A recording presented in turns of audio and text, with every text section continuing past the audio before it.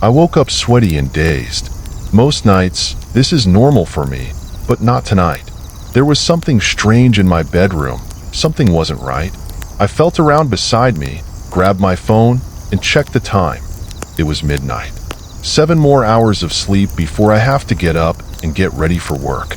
I looked over at the open door and saw the faint yellow light from the porch filtering through our cheap, slightly cracked blinds next to the front door. I dropped my phone back into place and laid my head down again, letting out a heavy sigh and turning toward my wife, who was sleeping soundly beside me, her back to me. I gently ran my fingers down her spine for comfort and tried to fall back asleep once more. I woke up sweaty and dazed again. I felt a cough coming on and did my best to suppress it so I wouldn't wake my wife, but the dryness in my throat made it difficult. I got up and walked through the open door to the kitchen. I didn't bother turning on any lights, as the porch lights were enough to illuminate the way. Our apartment was small, only 2 bedrooms and 1 bathroom. And since we didn't have any children, it was easy to navigate with my eyes already adjusted to the dark. I grabbed a cup from the cabinet and poured myself some water. As I poured and listened to the sound of the cup filling, I suddenly realized that the entire apartment was quiet. I stopped pouring and looked over at the window next to the front door. The light was still coming through, but a sense of suspicion almost forced me to peek through the blinds. I walked over and lifted one of the blinds. It was foggy. The cars that usually parked out front were invisible, and I couldn't make out anything except for some black asphalt about 10 feet ahead. The fog was thick and seemed stained by the porch light. I let the blind drop back into place and turned toward the kitchen again. I took 2 steps when I saw part of the light on the floor being disturbed. Something ran past. Something I hadn't seen or noticed before. A single black line now interrupted the even light, and it was clearly standing still now. I turned again, and with adrenaline pumping, I slowly but shakily checked the doorknob and the top lock, making sure they were secure. I stood still too, hoping that whatever was behind my door had left, or at least gave me the comfort of knowing it was something mundane. A minute passed and nothing changed. My eyes were still locked on the black shadow on the floor and keeping my peripheral vision on the window. I slowly and quietly went back to the room. At this point, I was so terrified of breaking eye contact with the shadow, but I didn't know what to do. I sat on the edge of the bed, which gave me a perfect view of the shadow on the floor, and used my left hand to reach over and feel for my wife. Thankfully, she was still asleep. I sat and watched for a long time. I don't actually know how much time passed, but it was enough to tire me. My eyes were burning, and each blink reminded me that I wasn't going to last much longer like this. Blink, yawn, blink. I woke up sweating and confused. Suddenly, I jumped up and looked around. My heart was racing, and that's when I realized the shadow on the floor was no longer there.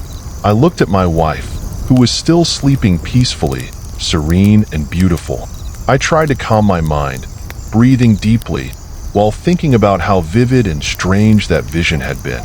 I sat back on the bed, searched for my phone, and checked the time, midnight. This can't be right. Could it be daylight savings time? My throat was still dry, so I decided to get up and go to the kitchen for some water. I passed by the soft yellow light from the balcony and noticed the water glass I had left on the counter, exactly where I had forgotten it during the nightmare. Panic overtook me, and the sweat began to drip even more. Could I still be stuck in the nightmare? No, the sensation of sweat and the dryness in my throat felt too real. So that means I closed my eyes tightly and tried to ignore the fear spreading in my mind. If this was real, whatever had moved on the balcony was probably still there.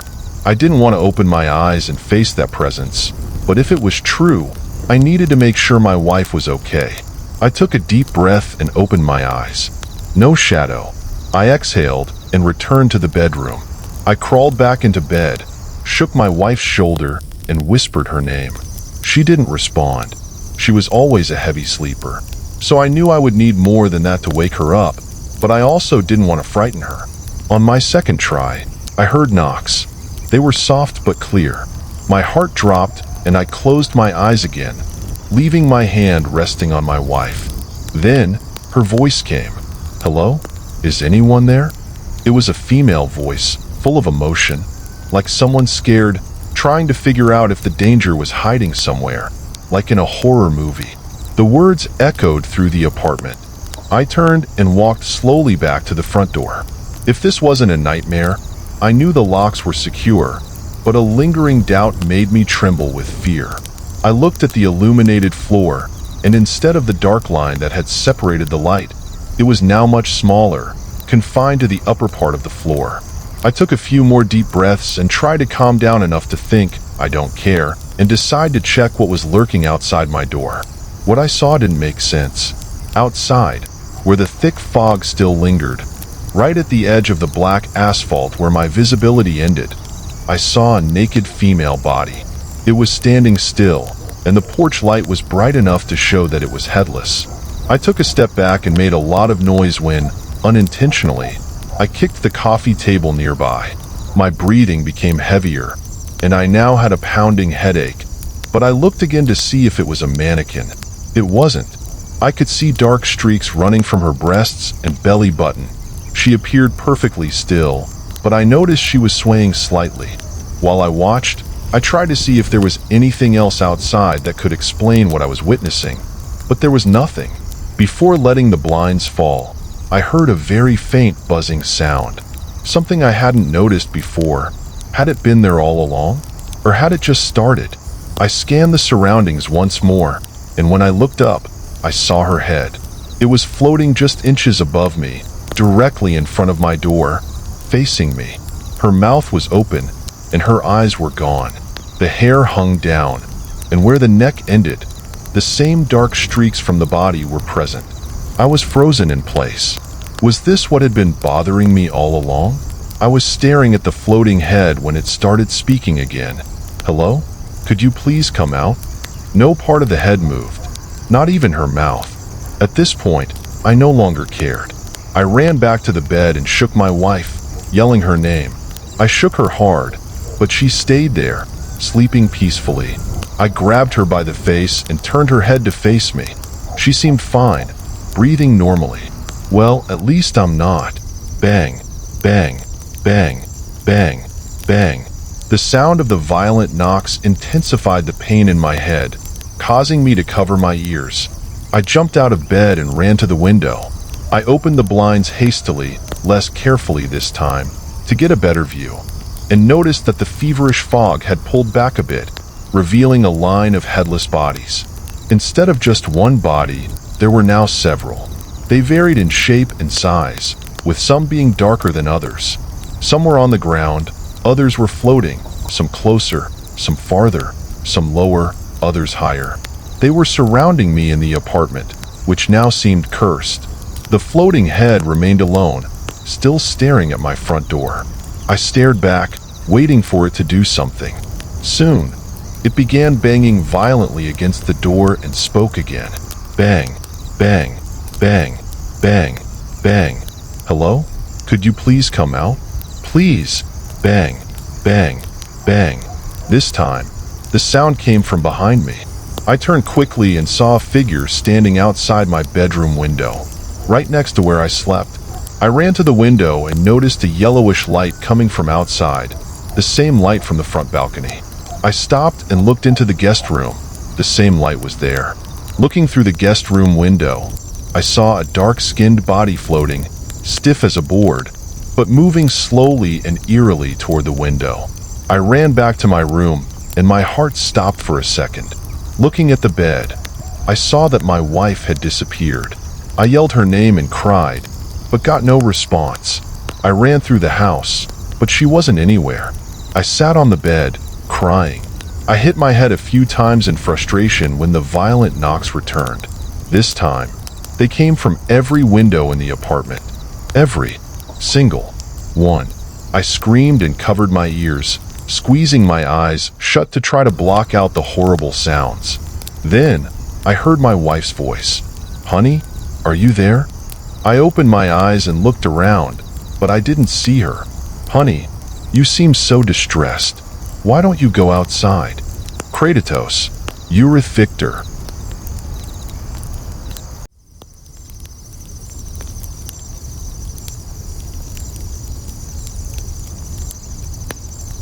Greg Mitchell had always found comfort in broken things. In a world dominated by sleek screens and wireless technology, his small radio repair shop, tucked away in the narrow lanes of Cheltenham, stood as a defiant anachronism, filled with vacuum tubes, resistors, and remnants of forgotten technologies. The locals considered him peculiar. He preferred to see himself as a curator of lost frequencies. The shop itself was a reflection of his obsession. Shelves packed with radios from every era, their dusty surfaces telling stories of BBC broadcasts and late-night Radio Luxembourg programs. Housed in a Victorian terrace building, with its original sash windows and creaky floorboards, the shop seemed frozen in time. The air was always scented with solder and PG tips, and the old radiator hissed and clanked like a temperamental cat. It was on a rainy Tuesday evening in October that everything changed. The rain had been falling steadily since morning, drumming against the window panes, as Greg prepared to close up shop. He had just finished repairing Mrs. Henderson's 1960s Bush radio when something unusual caught his eye behind a stack of repair manuals. A radio he didn't recognize. The device seemed simple at first glance, a plain black box with no manufacturer's marks or model numbers. Not a Roberts, nor a Hacker, nor any British make he recognized. Its surface was smooth, almost organic, with 3 basic knobs and a dial that emitted a faint, greenish glow. Greg furrowed his brow, trying to remember where it had come from. Had a customer dropped it off? He would have remembered that. He kept meticulous records of every repair job in his leather-bound ledger. Curiosity got the better of him. He plugged in the radio, and a soft hum filled the air as it warmed up. The sound was different from the usual electrical buzz, deeper, somehow, more alive. Greg turned the frequency dial, moving through stations of Radio 4 discussions, Radio 2 oldies, and local adverts until he reached the dead zone between channels. That's when he heard it, whispers in the static. Most people would have written it off as interference, but Greg had spent 30 years working with radio equipment. He knew every type of atmospheric disturbance, every kind of signal bleed. This was different. The voices were too structured, too deliberate. He leaned closer, adjusting the fine-tuning knob with practiced precision. The whispers became clearer, breaking in through the back garden. She's upstairs watching Coronation Street. Doesn't know he's there. Greg's hand froze on the dial.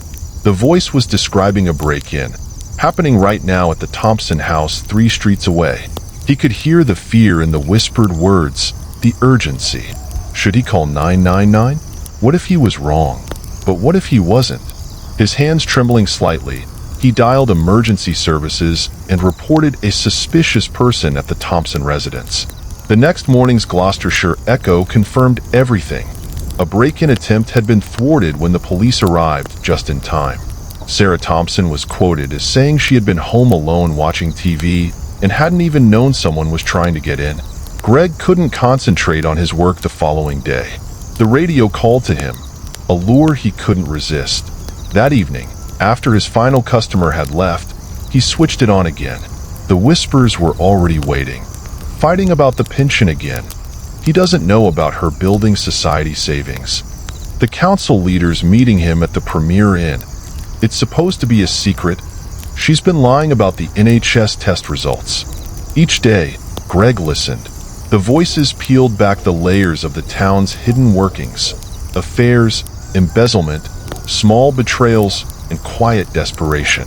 He started a journal, documenting each secret revealed.